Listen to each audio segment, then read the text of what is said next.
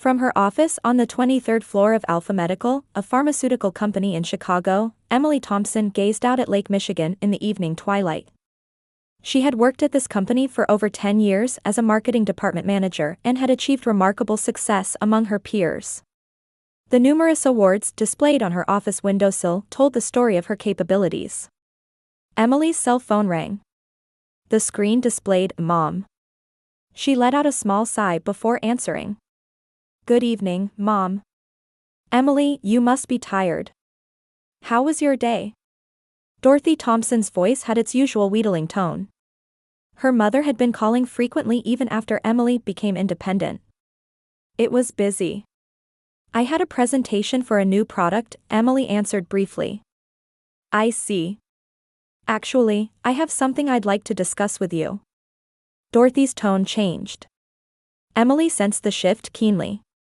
From experience, she knew this tone always led to financial matters. "What is it?" "Well, it's about Jessica's wedding." Emily's sister Jessica worked as a local hairstylist.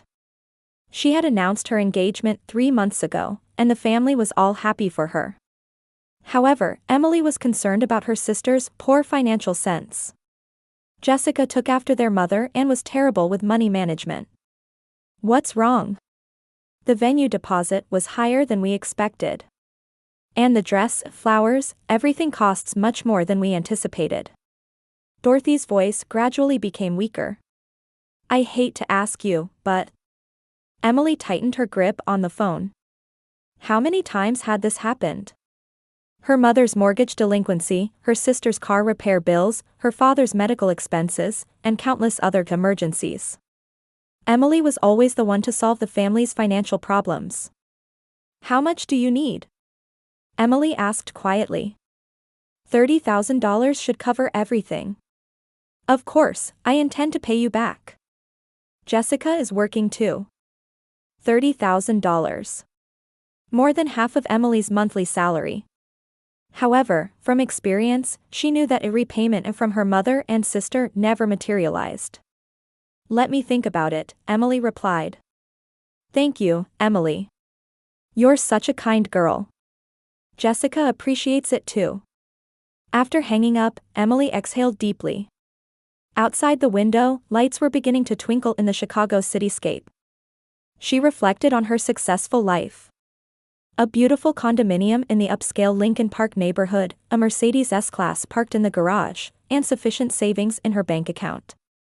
However, behind that success, there were always financial demands from her family. Emily loved her family. But at the same time, she couldn't shake the feeling of being exploited. Her mother Dorothy took Emily's success for granted whenever she achieved something and began expecting more. Her sister Jessica also believed without question that her older sister would solve everything. Emily picked up the family photo on her desk. It was taken last Christmas. Everyone was smiling, but only Emily's smile looked somewhat artificial. That night, Emily was having dinner alone in her kitchen at home, thinking. How long would this situation continue? When would her life become truly her own? The next evening, Jessica called her directly.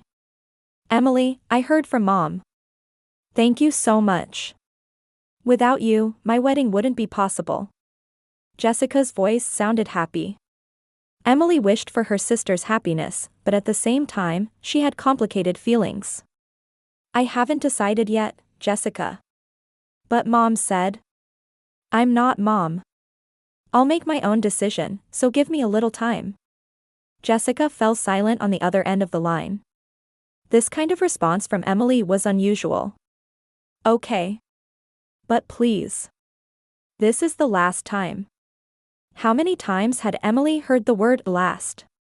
However, last was never an ending but always a new beginning. Emily gazed out the window, thinking deeply about her life. Between love for her family and her own happiness, she was always forced to make choices. Emily eventually promised to support her sister's wedding with $30,000. However, the week after making that decision, she received an important business trip assignment from the company. She needed to stay in Germany and Switzerland for 2 weeks for final negotiations on a new drug development project with European partner companies. Mom, I'm going on a business trip starting next week. I'll be away for about 2 weeks, Emily called her mother. Is that so? Important work. Dorothy's voice had its usual lack of interest. I'd like to leave a spare key for emergencies. Just in case something happens. Thank you, Emily. But we'll be fine. We'll manage somehow. Emily visited her mother's house and handed over the spare key. Her mother's house was in a middle-class neighborhood where Emily had previously helped resolve mortgage delinquency. The house was old but well-maintained, showing that her mother cared for it in her own way. This key is for real emergencies only, Mom. Don't just enter my house without permission. Of course. Don't worry, Dorothy answered lightly. On the third day of her business trip, while Emily was organizing meeting materials at her hotel in Zurich, Jessica called internationally. Emily, how are you? Is the trip going well? Pretty well. How about you? Are the wedding preparations progressing? That's the problem. Jessica's voice suddenly darkened. We got additional charges from the venue. The flowers, catering, everything costs more than expected. Emily frowned. How much more do you need? Another $20,000. $20,000? Emily's voice rose. You said $30,000 at first. I know. But when we actually got the estimates, it wasn't nearly enough. Mom is worried too. Emily sighed deeply. Jessica, I'm on a business trip right now. Let's talk when I get back. But the payment deadline is next week. Please, Emily. After hanging up, Emily stared out at the Alps scenery while thinking. Why was it always like this? The initial promises were never kept. In the first week of her trip, Dorothy visited her daughter's house in the upscale neighborhood. Using the spare key Emily had given her, she entered the house and was once again amazed by its luxury. Marble countertops, designer furniture, and most eye-catching of all was the brand-new Mercedes S-Class parked in the garage. My, what an expensive car she has, Dorothy murmured as she walked around the car. That night, Dorothy called Jessica. I saw Emily's car. That Mercedes looked very expensive. Right, she said she bought it last year. I think it was about $70,000.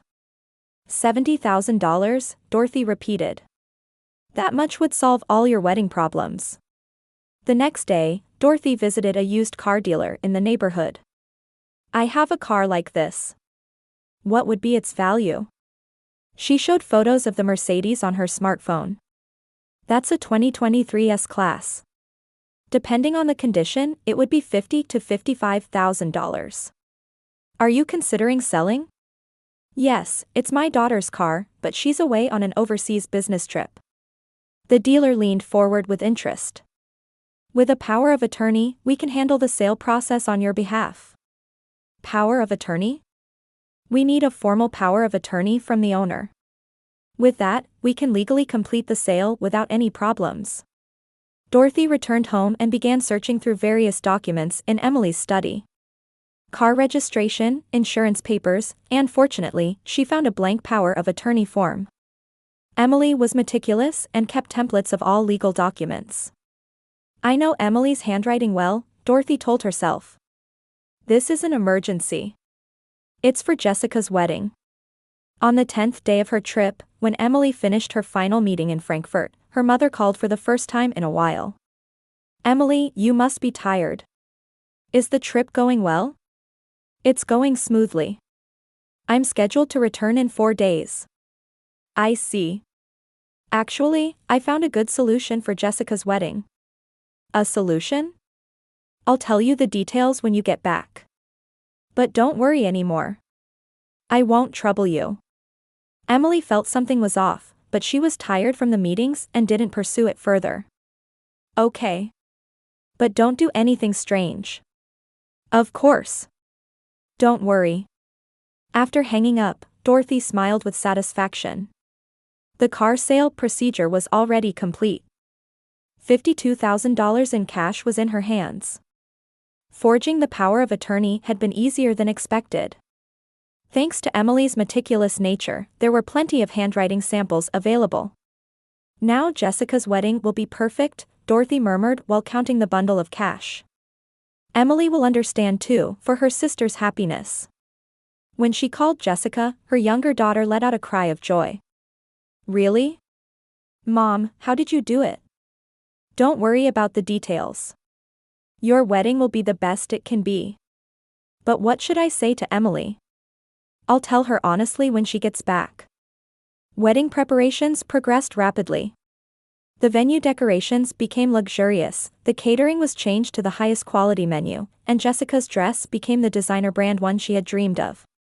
On the final day of her trip, Emily was on her way back to Chicago. During the long flight, she thought about her family. She was curious about what her mother's solution was, but she thought it was good that her sister's wedding problems were resolved for now. When she landed at Chicago Airport, Emily had a message from her mother on her cell phone. Welcome back. I'll be home tonight, so come over when it's convenient. I have something to tell you. Emily felt a small uneasiness as she got into a taxi. The Chicago night was chilly, and Emily arrived home feeling tired from the long business trip. She put her suitcase in the entrance and thought she'd take a shower before going to see her mother. However, the moment she entered the garage, she froze. Her Mercedes wasn't in its usual spot. Emily was confused.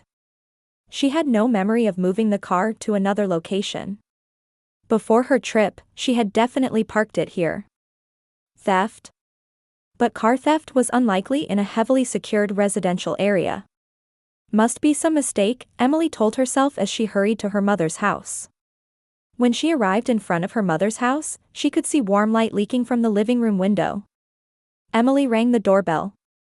Oh, Emily. Welcome back. Dorothy greeted her daughter with a beaming smile. Her expression had an unusual sense of satisfaction. Mom, actually. Come in, come in. I have something to tell you. Dorothy ushered her daughter into the living room as if hurrying her along. The moment Emily stepped into the living room, her eyes were riveted to an unbelievable sight. On the coffee table was a pile of neatly bundled cash. $100 bills were stacked orderly, and the amount was considerable. Her mother sat proudly in front of it, wearing an expression like a winner counting prize money. Mom, what on earth is this? Emily's voice was trembling. Dorothy stood up and picked up a bundle of cash. I have wonderful news, Emily. Jessica's wedding problems are all solved. Solved? What do you mean? At that moment, they heard the front door opening. Jessica's bright voice echoed. Mom, I got a final confirmation call from the florist. She entered the living room and looked surprised to see Emily. Emily. Welcome back. How was your trip? Jessica hugged her sister, then saw the cash on the table and clapped her hands happily. Look, Emily. Mom found a wonderful solution. Jessica, explain to me. Where did this cash come from? Emily's voice was low and calm. Mother and sister looked at each other. Dorothy spoke first. Emily, sit down. I'll explain properly. Emily sat on the sofa but didn't take her eyes off the cash. There seemed to be over $50,000. I sold that Mercedes S-Class, Dorothy said suddenly in a bright tone, as if delivering good news. Emily felt her heart skip a beat. What did you say? Your car. It sold for a wonderful price. $52,000. Dorothy grinned. I never thought it would sell for so much. Jessica also added happily, we paid for the entire wedding with your car. No more worries.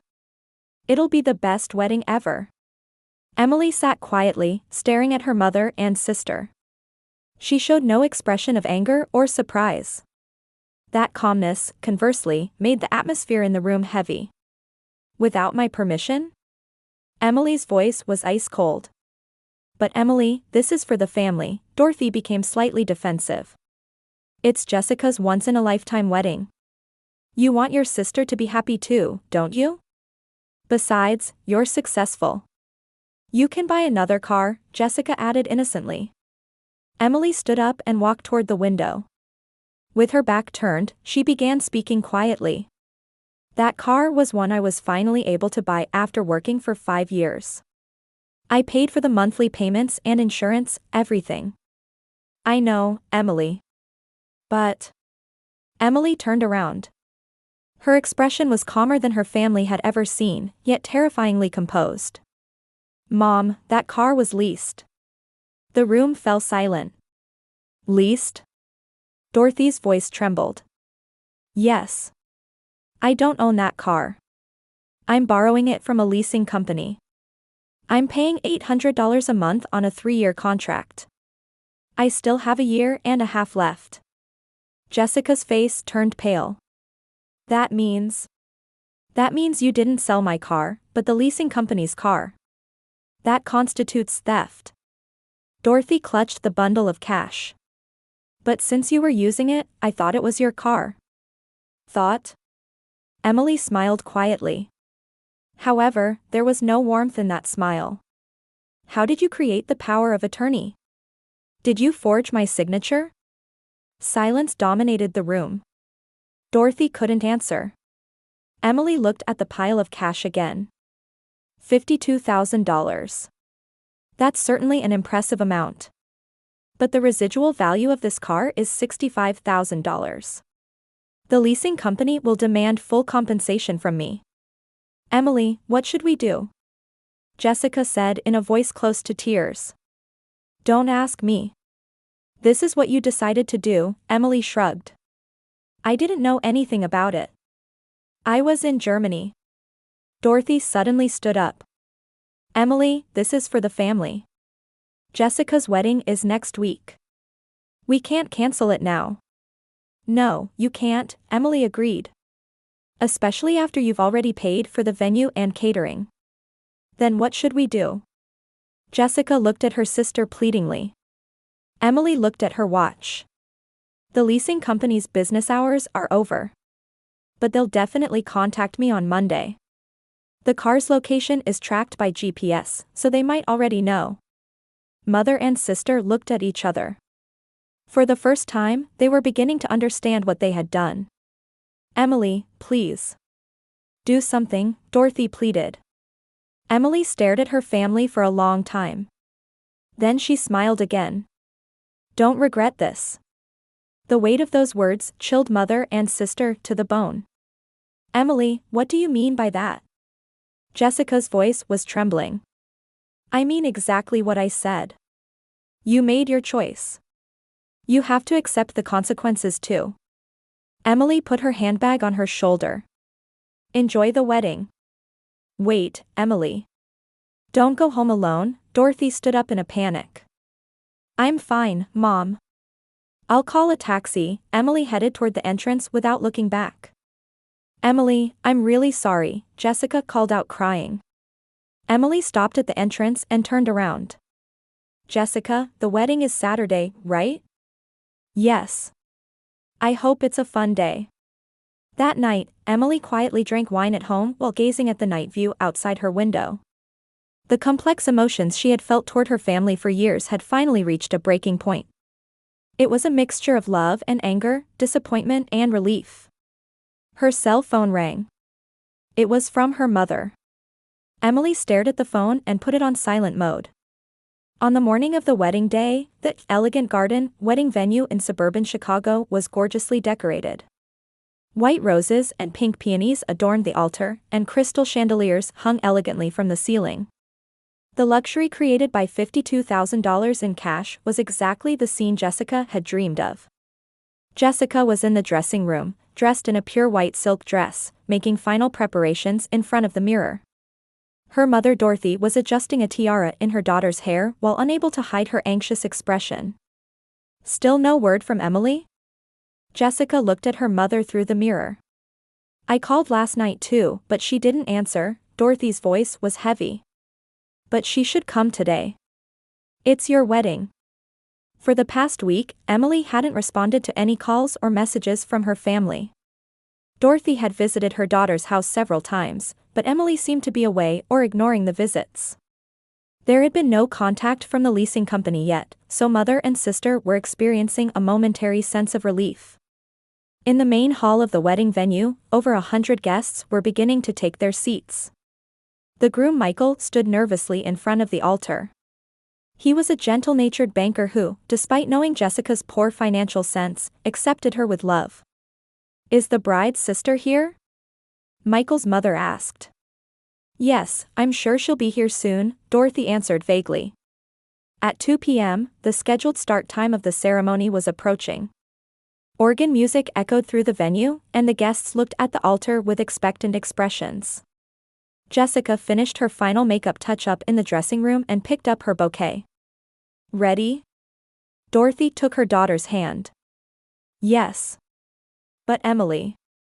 "It's okay. She's surely in the venue." However, at that moment, they could hear the sound of several black cars arriving outside the venue. Some of the guests turned toward the windows. 3 black sedans arrived, and men in dark suits got out. Their expressions were stern, clearly not wedding attendees. The first man entered the venue entrance. He carried a briefcase, followed by uniformed police officers. The guests began to murmur. "Excuse me," the first man addressed the minister holding the microphone. "I'm from the legal department of Lease Enterprises. Is Dorothy Thompson here?" The venue fell silent. Dorothy heard that voice from the dressing room and turned pale. "Mom, who is that?" Jessica asked in a trembling voice. Dorothy headed to the main hall without time to answer. The guests' gazes focused on her. "I'm Dorothy Thompson," her voice was shaking. The leasing company representative took out documents.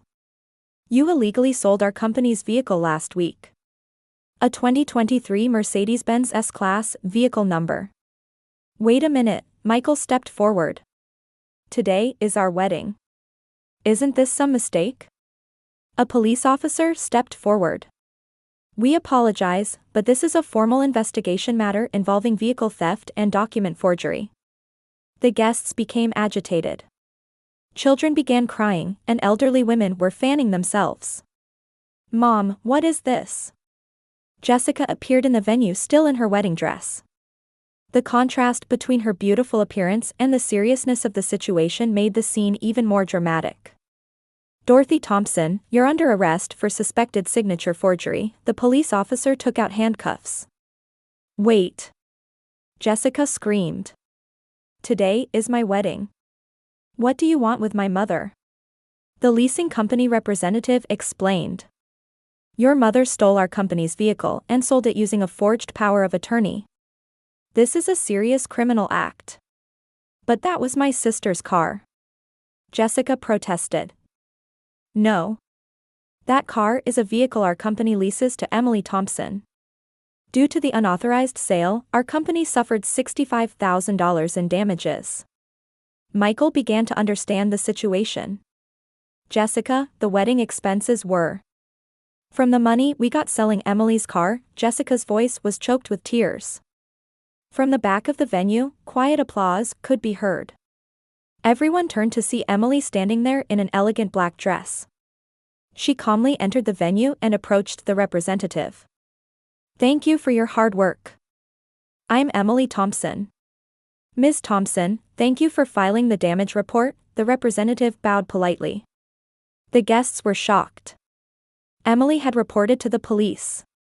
"Emily, why?" Jessica cried out. "Are you trying to ruin my wedding?" Emily looked at her sister quietly. "Jessica, I didn't do anything. I just reported the stolen vehicle to the appropriate authorities." Handcuffs were placed on Dorothy.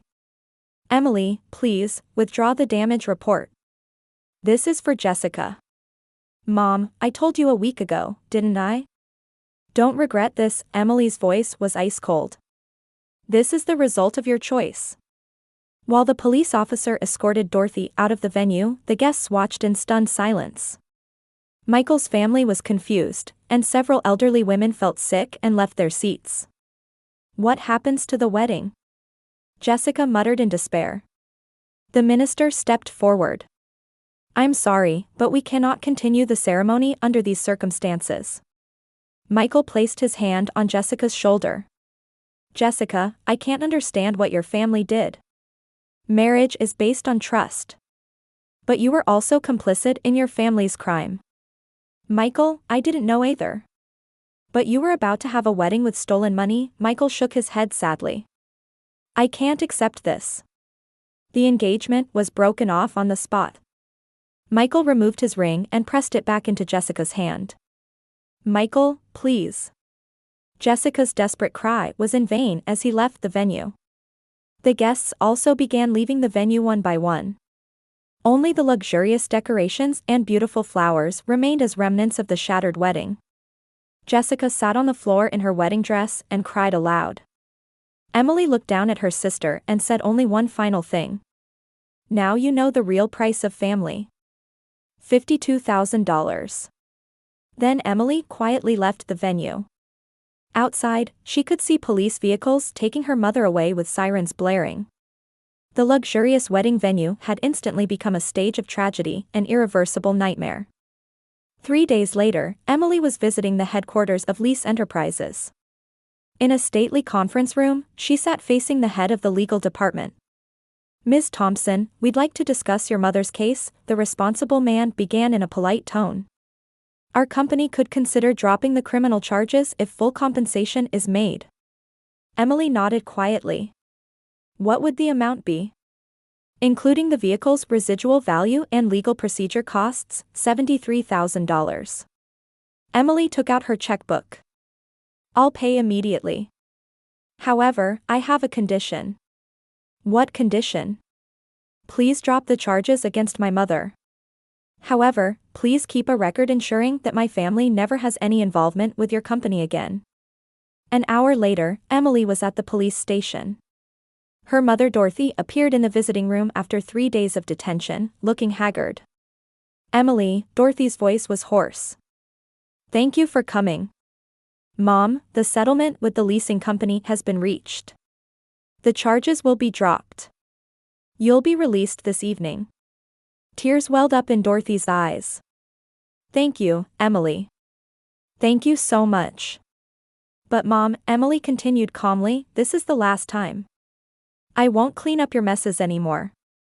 Emily, I was wrong. But we're family, aren't we? Family? Emily laughed softly. Real family members don't steal each other's precious possessions without permission. Real family members should be able to respect each other. Visiting time was nearing its end. Emily stood up. $73,000. That was the final price of our family relationship. It was expensive tuition, but it was worth it. Dorothy desperately tried to call her daughter back, but Emily didn't turn around. That night, Jessica visited Emily's home. Her sister had apparently been crying for 3 days straight, and her eyes were swollen. Emily, listen to me, Jessica pleaded at the entrance.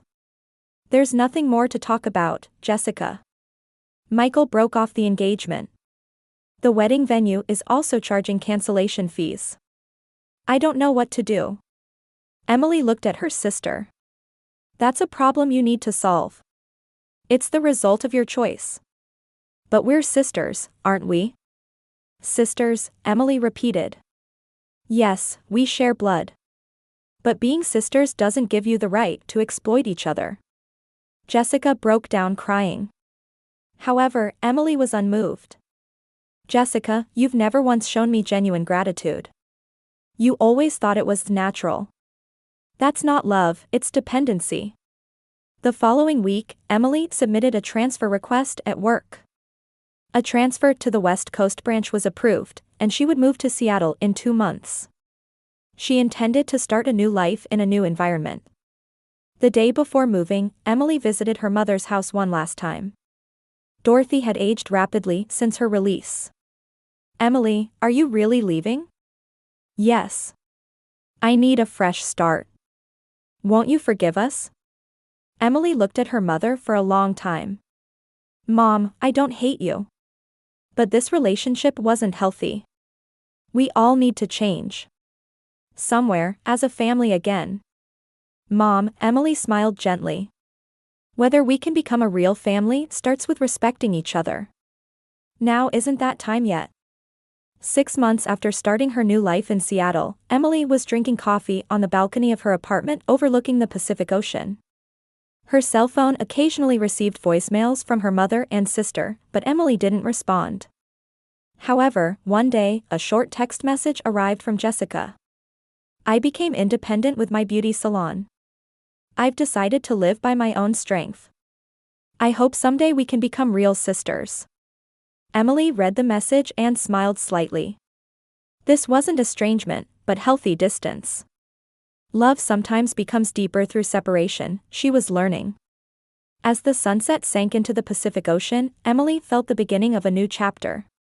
True family relationships are born not from constantly giving or constantly taking, but from respecting each other as individual human beings, she quietly believed.